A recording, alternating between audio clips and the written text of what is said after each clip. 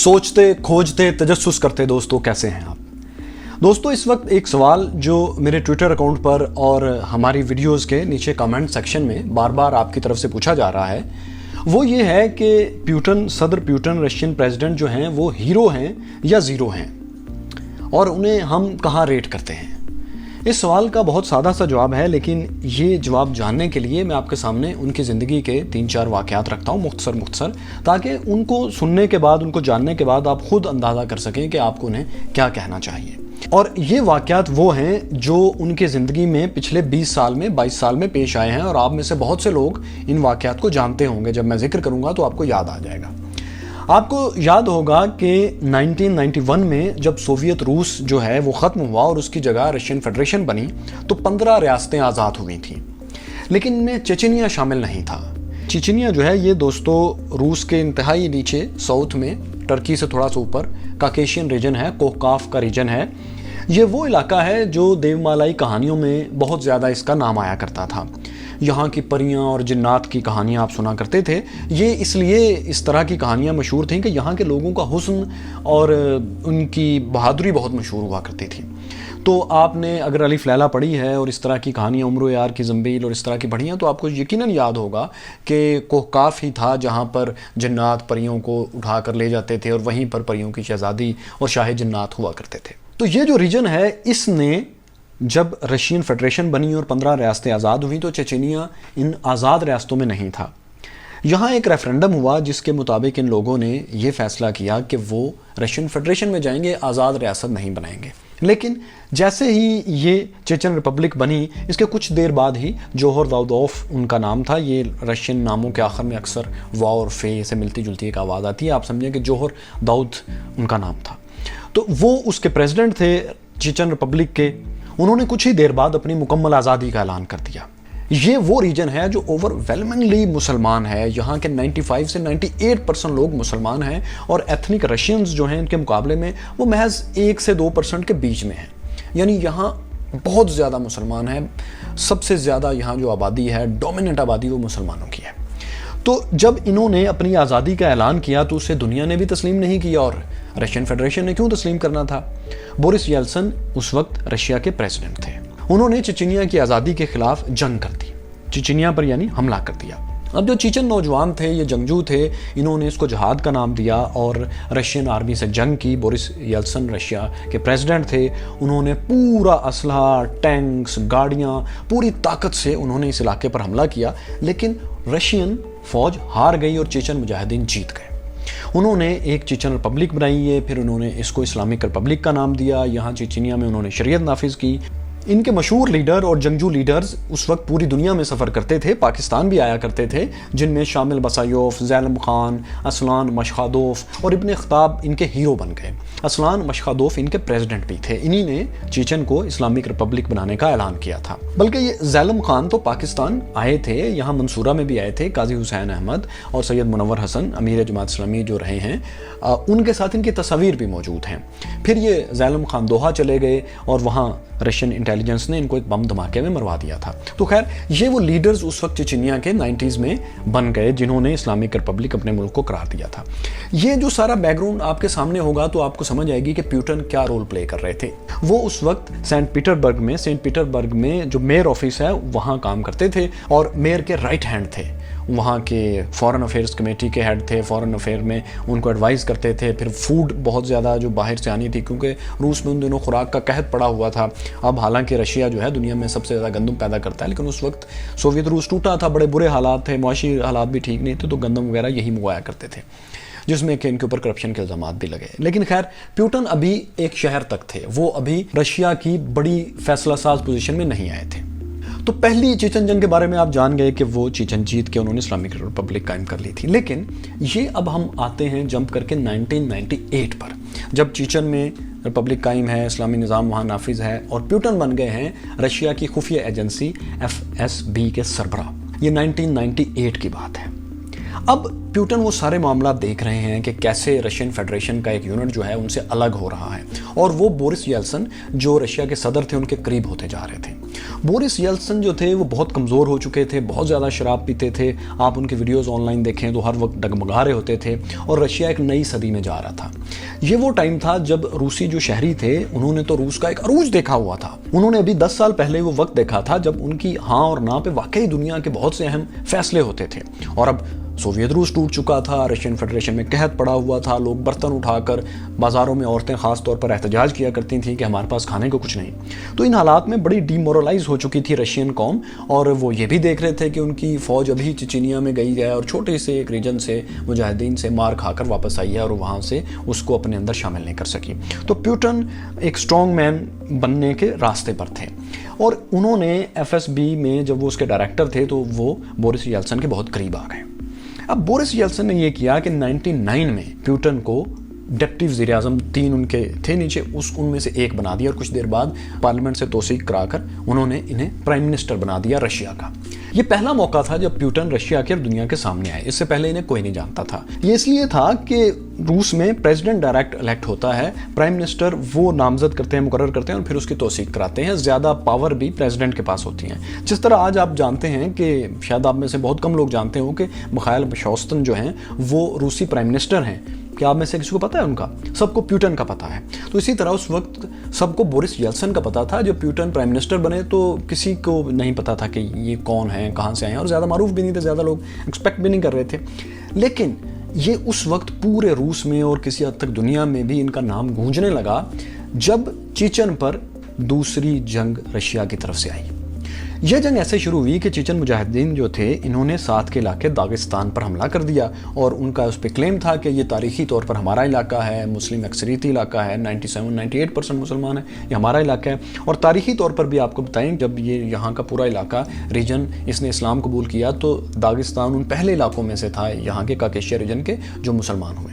तो खैर जब इन्होंने वहाँ पर दागिस्तान पर हमला किया तो रशियन आर्मी ने चेचन पर फिर एक बार अटैक कर दिया, हमला कर दिया। इसे सेकंड चेचन वॉर कहते हैं। और आप जहन में रखें कि ये वो वक्त है जब प्यूटन एक पावरफुल पोजीशन पर आ चुके हैं। अब वो देख रहे थे कि चेचन में जंग जारी है और उनकी फ़ौज वहाँ पर लड़ रही है। उन्होंने इस जंग की कमान अपने हाथ में ली और पूरी फोर्स से इस जंग को लड़ना शुरू किया। और इसी दौरान ये हुआ कि मॉस्को में सितंबर 99 में जगह जगह धमाके शुरू हो गए। रूस में कई जगहों पर धमाके हुए जिसमें 300 से ज़्यादा रूसी मारे गए, हज़ारों ज़ख्मी हुए। होता ये था कि रशियन किसी बिल्डिंग में, किसी अपार्टमेंट की बेसमेंट में बम फटता था और पूरी बिल्डिंग ज़मीन बोस हो जाती थी, बहुत से लोग मारे जाते थे। प्यूटन ने यह किया कि इनकी इन्वेस्टिगेशन एजेंसी ने या इन्होंने मिलजुल के नाम लगा दिया कि ये जो धमाके करवा रहे हैं ये बेसिकली चेचन मुजाहिदीन करवा रहे हैं। इन्होंने जगह जगह टीवी पर आकर, रेडियो पर आकर, अखबारात में अपनी कौम को जोश दिलाया कि हम इनको नहीं छोड़ेंगे, बहादुरी की बातें की, स्ट्रॉन्ग मैन अपने आप को शो किया। तो 99 के आखिर में रशियंस को पता लगना शुरू हुआ कि बोरिस येल्त्सिन की जगह एक और शख्स है जो प्राइम मिनिस्टर है, जो बहुत ताकतवर है और हमें एनर्जी दे रहा है, हमारे लिए बात कर रहा है, हमारी तरफ से बात कर रहा है, तो ये शख्स हमें वाकई लीड करेगा। ये लोगों को एहसास होना पहली बार शुरू हुआ, क्योंकि सोवियत रूस के टूटने के बाद जो भी उनके पास क़यादत थी उसमें वो इतनी स्ट्रॉन्ग अपनी विल शो नहीं कर पा रहे थे। तो खैर उसके बाद इन पर चेचन्स पर इल्ज़ाम लगाने के बाद चेचन के ऊपर बहुत ज़ोर शोर से हमला हुआ, अटैक हुए, बड़े खौफनाक किस्म के हमले किए गए और वहाँ कोई आम आदमी, जंगजू और गैर जंगजू का ख्याल नहीं रखा गया। ग्रूजनी जो कि चेचनिया का मरकज़ है, वहाँ इतनी बमबारी हुई कि उस वक्त कहा गया कि चेचनिया का शहर ग्रूजनी 10 साल में, इस दहाई में इतनी ज़्यादा बमबारी और इतना ज़्यादा तबाह हाल शहर दुनिया में और कोई भी नहीं था। आप इसकी तस्वीरें देखें, वो शहर शाम के शहरों का जो कि अब उनका हाल हुआ इस खाना जंगी में, उससे भी बुरा मंजर पेश किया करता था। तो बगैर किसी तफरीक के ये हमले हुए और आखिरकार चेचन्स को वहाँ से हरा दिया गया। और प्यूटन ने वहाँ अहमद कदीरोफ, एक मुसलमान ख़ानदान था, उनको अपने साथ मिलाया और उनको वहाँ पर हुकूमत दी, उनको अपनी तरफ से यानी रूस नवाज़ एक प्रेसिडेंट बनवाया और वो रशियन फेडरेशन का हिस्सा ही है और उनके वहाँ पर हुकूमत कायम की। इस वक्त जो वहाँ पर रमज़ान कदीरोफ जिनकी जो प्रेसिडेंट हैं वो उन्हीं अहमद कदीरोफ के बेटे हैं। अभी आपने देखा होगा कि यूक्रेन में मुसलमान चेचन लंबे तड़ंगे नौजवान जिनको भेजा जा रहा है वहाँ पर यूक्रेन में रूस की तरफ से लड़ने के लिए, तो वो यही रमज़ान कदीरोफ ही भेज रहे हैं। वो लाल दाढ़ी वाला जो नौजवान आपको नज़र आता है वो प्रेसिडेंट है उनके इंस्टाग्राम पे आप देखें तो आपको वो एक हीरो लुक देते हैं, कभी जानवरों के साथ, कभी हथियार लेकर, कभी गाड़ी ड्राइव करते हुए। मिलियंस में उनके फॉलोअर हैं। तो खैर उनको प्यूटन ने वहाँ पर प्रेसिडेंट बनवाया اور چیچنز کو جو مجاہدین تھے جنہوں نے اسلامی حکومت قائم کی ان کو ایک ایک کر کے انہوں نے وہاں سے نکالا اور پھر ڈھونڈ ڈھونڈ کے 2009 تک ایک ایک کو انہوں نے مار دیا. شامل بسایوف، زیلم خان، اسلان مشخادوف، ابن خطاب، احمد زکاف اور عبد الحلیم، سب کو ایک ایک کر کے جو جو دنیا میں جہاں جہاں بھی تھا پیوٹن نے، ایف ایس بی نے انہیں ڈھونڈ ڈھونڈ کر ان کو ہلاک کیا. یعنی 2009 میں یہ بغاوت انہوں نے مکمل طور پر چیچینیا میں ختم کر دی. اور دوستو 99 میں کیونکہ انہوں نے چچنیا کی جنگ جیت لی تھی، وہاں اپنی مرضی کی ایک حکومت بنوا لی تھی، تو رشین فیڈریشن کو پہلی بار یہ احساس ہوا کہ یہ شخص ہمیں بچائے گا.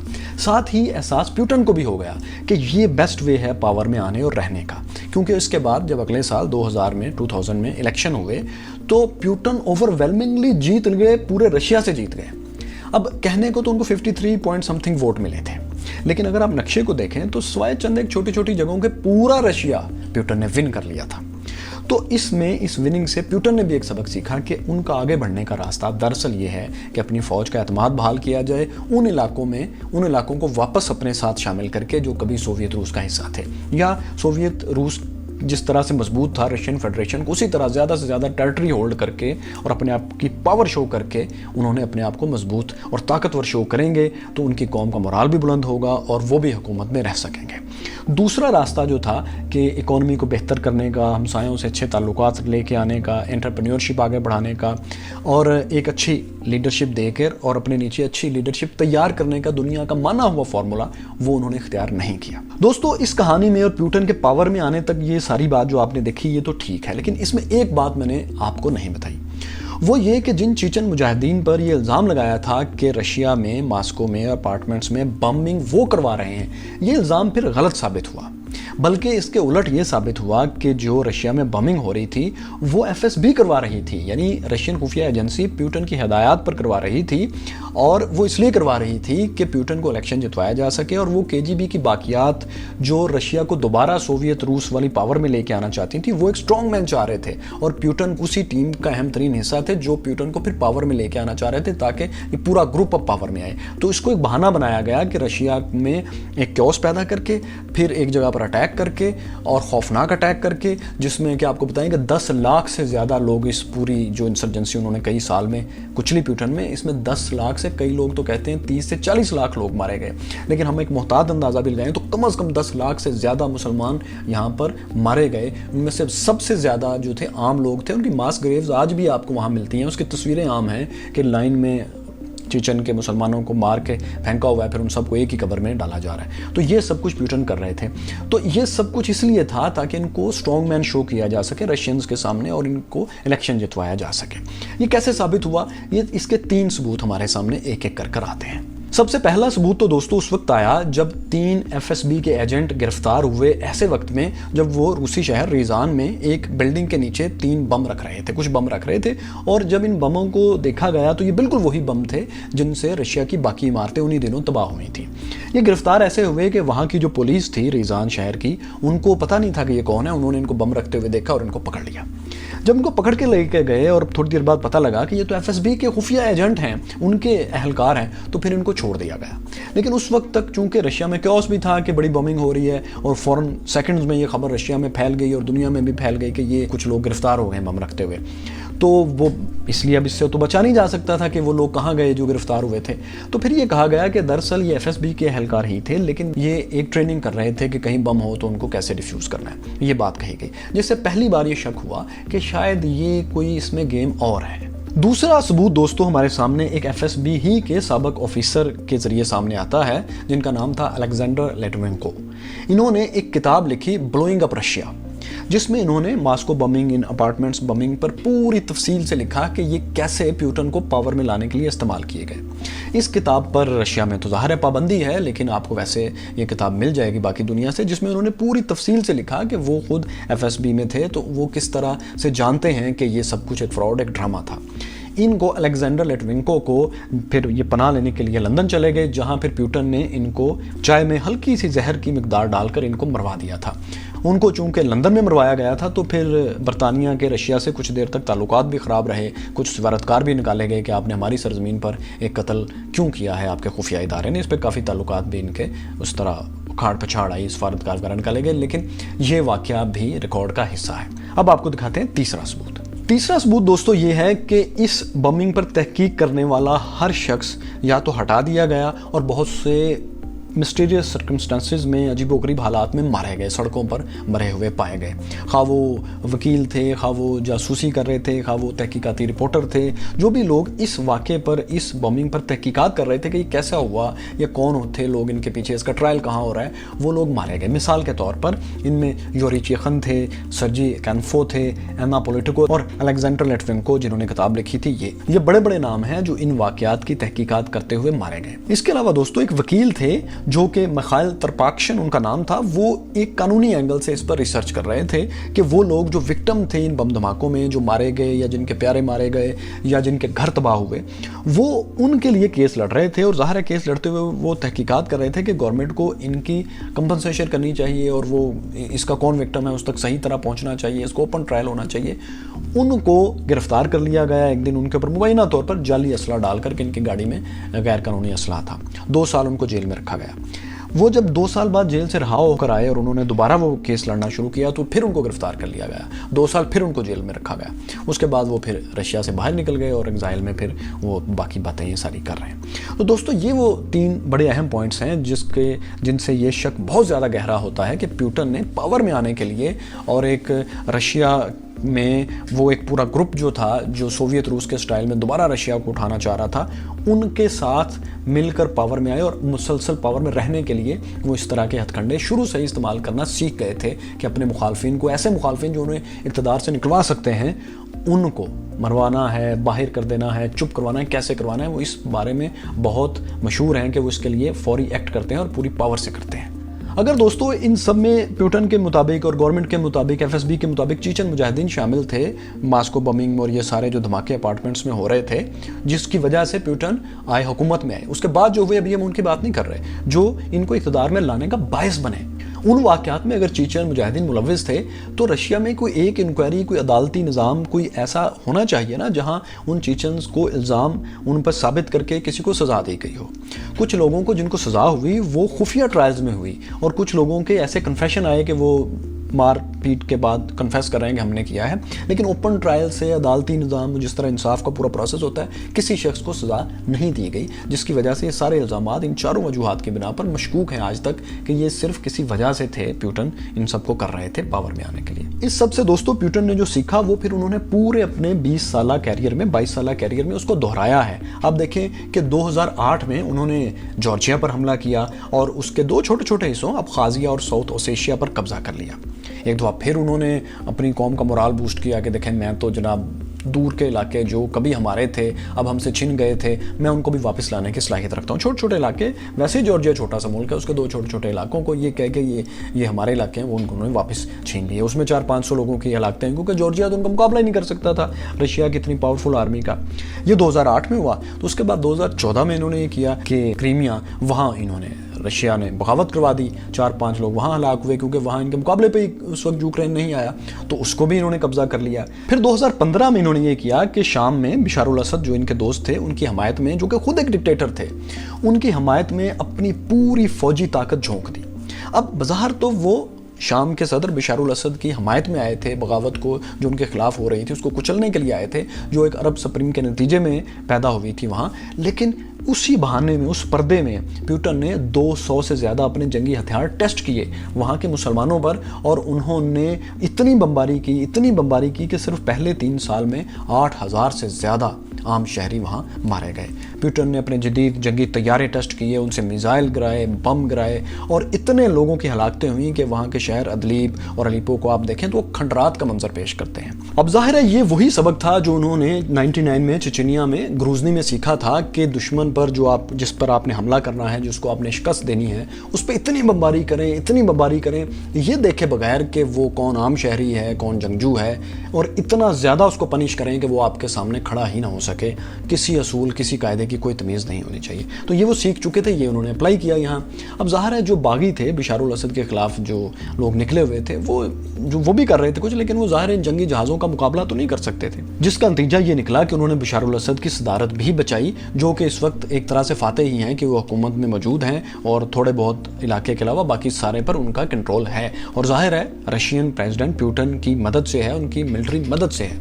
اس میں آپ یہ غلط ملت نہ کیجیے گا کہ ہم کہیں امریکہ کی افغانستان اور عراق پر اور لیبیا پر جو بمباری ہے اس کی حمایت کر رہے ہیں، وہ بھی اسی طرح غلط تھی، حملہ آور کی حمایت نہیں ہو سکتی۔ تو اب دیکھیں جیسے انہوں نے چچینیا سے، یوکرین سے، کریمیا سے، شام میں جو کیا، وہی انہوں نے اب 2022 میں 2022 میں یوکرین پر انہوں نے ایک دفعہ پھر حملہ کر کے وہی اپنا طریقہ دہرایا۔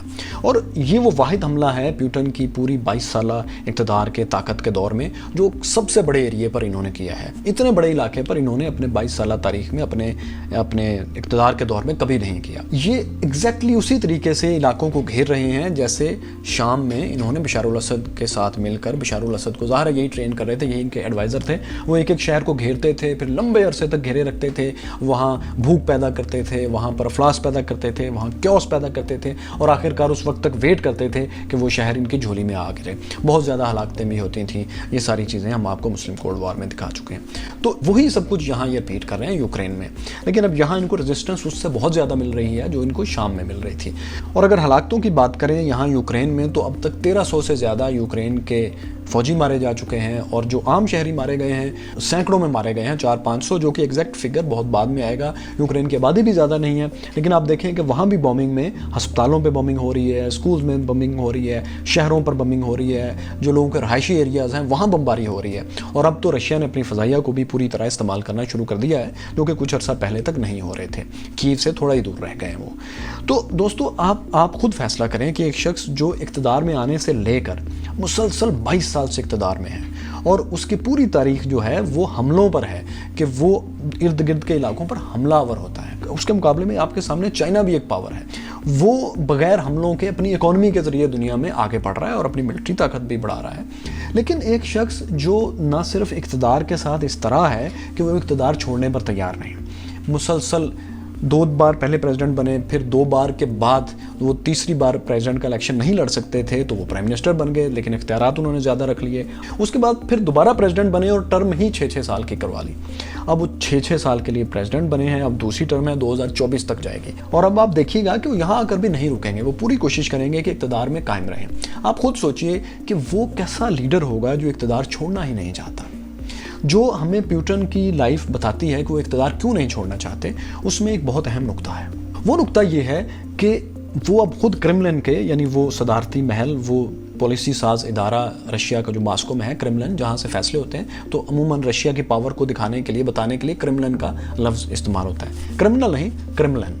کرملن میں یہ خود ایک قیدی بن چکے ہیں۔ جب یہ سینٹ پیٹر برگز میں ڈپٹی میئر تھے، میئر کے آفس میں ان کے رائٹ ہینڈ تھے، سوبچاک میئر کا نام تھا، ان کے اوپر کرپشن کے بہت سے الزامات تھے۔ اس وقت کئی کروڑ ڈالرز کی خوراک سینٹ پیٹرز برگ میں منگوائی گئی، اور وہ سارے کا سارا پیسہ کہیں غائب ہو گیا۔ خوراک جو منگوائی گئی اس کا بہت بڑا حصہ آیا ہی نہیں، اور سینٹ پیٹر برگ کی سڑکوں پر، گلیوں میں مظاہرے ہوتے رہے، سوبچاک پہ انکوائری بھی ہوئی، لیکن پیوٹن نے ان کو صاف بچا لیا۔ انہوں نے انکوائری ختم کروا دی، ان کو بلکہ ملک سے باہر بھجوا دیا۔ اس کے بعد بورس یلسن جو تھے، ان کے اوپر اور ان کے خاندان کے اوپر ایک پورا اولیگارکس کا، ارب پتیوں کا ایک گروپ تھا، جن کے اوپر الزام تھا کہ جب سوویت رشیا ٹوٹا تو اربوں ڈالر پر انہوں نے قبضہ جما لیا ہے۔ اس کے بارے میں کوئی تحقیقات نہیں ہونے دی، بلکہ وہ تحقیقات انہوں نے ختم کروا دی۔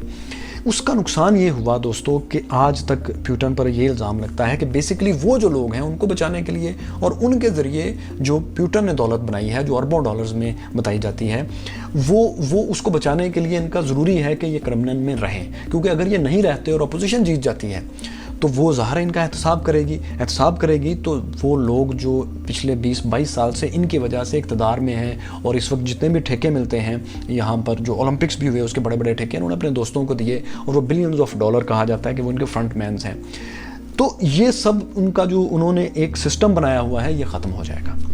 اس لیے وہ کرملن میں ان کا رہنا مجبوری ہے ان کی، ایسا بھی کہا جاتا ہے۔ آپ کہہ سکتے ہیں کہ یہ سب کچھ ان پہ الزامات ہیں، لیکن آپ دیکھیں کہ پاکستان میں اتنی بڑی انکوائری ہوئی، ایک وزیر اعظم فارغ کر دیا گیا پاناما پر، اس کے بعد پنڈورا لیکس میں بھی بہت سے نام آئے، وہاں پر پیوٹن کے نام بھی ان پیپرز میں تھے، لیکن ان کے اوپر کوئی انکوائری نہیں ہوئی۔ اسی طرح جن لوگوں کا نام لیا میں نے، بورس یلسن اور سوبچاک وغیرہ، اسی طرح کے سینکڑوں نام ہیں جن کے خلاف کبھی رشیا میں انکوائری نہیں ہوئی، اور اگر ہونے لگی تو پیوٹن نے وہ انکوائری ختم کروا دی۔ یہ ریکارڈ کا حصہ ہے۔ اگر یہ الزامات غلط ہے تو ان پہ ایک انکوائری ہو جانے میں کیا حرج تھا؟ پیوٹن اپنی بایوگرافی میں ان تمام الزامات کو کہتے ہیں یہ ربش ہے، یہ نان سینس ہے، ان کا کہنا سر آنکھوں پر، لیکن اس پر کبھی تحقیقات نہیں ہوئی۔ تو یہ سارے واقعات دوستو آپ اپنے سامنے رکھیے اور مجھے بتائیے کہ ایک شخص جو مسلسل پاور میں 22 سال سے ہے، جس کی تاریخ حملوں سے بھری پڑی ہے، کہ ارد گرد علاقوں پر حملے کرتا ہے، جس نے اپنے خلاف، اپنے دوستوں کے خلاف آج تک کوئی انکوائری نہیں ہونے دی، سرے سے ہوئی نہیں، وہ اس کو اگر آپ ماڈرن دور کا لیڈر کہہ سکتے ہیں، کہنا چاہتے ہیں تو آپ کہہ لیجئے۔ میں تو کسی حملہ آور کو لیڈر نہیں مان سکتا۔ میرے خیال میں حملہ آور جو ہوتا ہے دنیا میں جنگ کر کے مسائل حل کرنے کی کوشش کرتا ہے، وہ ایگوئسٹک ہو سکتا ہے، وہ ایمبیشیس ہو سکتا ہے، وہ ایک جدید دنیا کا، ماڈرن دنیا کا ایک اچھا لیڈر نہیں ہو سکتا، کیونکہ وہ کیوس پیدا کر کے نئے مسائل پیدا کر دیتا ہے، لوگوں کو جبر کے ذریعے شامل کرتا ہے اپنے ساتھ۔ اور اپنی عوام کی حالت دیکھیں کہ اب وہ بہت سے 22 سال میں رشیا نے واقعی ترقی کی ہے، اس میں کوئی شک نہیں، لیکن یہ ترقی اس طرح کی ہے کہ رشیا میں امیر غریب کا فرق خوفناک ہے۔ انڈیا میں جو کہ دنیا کا ایک امیر ملک تصور نہیں ہوتا، فرسٹ ورلڈ تصور نہیں ہوتا، وہاں آدھی آبادی کے پاس $1000 کے ایسٹس ہیں اور باقی آدھی کے پاس اس سے زیادہ ہے۔ یہ ریشو رشیا میں $871 ہے، یعنی اس کرائٹیریا پر جس میں امیر اور غریب کا فرق جانا جاتا ہے، مڈ ویلتھ اس کو کہتے ہیں، اس میں رشیا انڈیا سے بھی پیچھے ہے۔ رشیا کی 35% دولت صرف 110 لوگوں کے ہاتھ میں ہے جو ارب پتی ہیں، اور یہ سب کے سب وہ لوگ ہیں جو پیوٹن کو مسلسل پاور میں رہنے میں مدد کرتے ہیں۔ ان کی جائیدادیں پوری دنیا میں پھیلی ہوئی ہیں، لندن میں ان کے پاس اربوں کی پراپرٹی ہے، اتنی پراپرٹی ہے کہ دبئی کے شیوخ کے پاس تو بھی اس کا کچھ بھی حصہ نہیں ہوگا جتنی رشین ارب پتیوں کے پاس دنیا میں مختلف جگہوں پر ہے، اور یہ وہ 110 ارب پتی ہیں جو پیوٹن کو اقتدار میں رہنے میں مدد دیتے ہیں۔ تو دوستو، اس طرح کے شخص کو آپ اگر لیڈر کہنا چاہتے ہیں اور آپ سمجھتے ہیں کہ اس کے حملے کرنا درست ہے، اپنی عوام کو امیر اور غریب میں 22 سال حکومت میں رہنے کے بعد بھی اتنا فرق رکھنا درست ہے، اور اپنے نیچے اس نے کوئی لیڈر ایسا تیار نہیں کیا جو اس کی جگہ لے سکے، تو آپ سمجھ لیجئے۔ ورنہ آپ کو آخر میں جاتے جاتے یہ بتاؤں کہ دنیا کے ہر اچھے لیڈر کی مثال اس بات سے دی جاتی ہے کہ اس نے ایک وقت میں سسٹم ٹھیک کر کے اپنے نیچے ایک ٹیم تیار کر کے سسٹم ان کے حوالے کر کے خود وہ وقت پہ چلا جاتا ہے۔ اس کی سب سے بڑی مثال آپ کے سامنے ساؤتھ افریقہ کے نیلسن منڈیلا ہے، جو اتنی طویل جد و جہد اور قربانی کے بعد آئے اور پھر ایک وقت میں اپنا حصہ ادا کر کے چلے گئے۔ جو شخص اقتدار سے چپکا رہنا چاہتا ہو، میرا نہیں خیال کہ وہ لیڈرشپ کی اچھی مثال ہے۔ دوستو، ویڈیو دیکھنے کا شکریہ، اور آپ کو اختلاف کا حق حاصل ہے، میری بات حرف آخر نہیں ہے، I can be wrong. Thank you very much.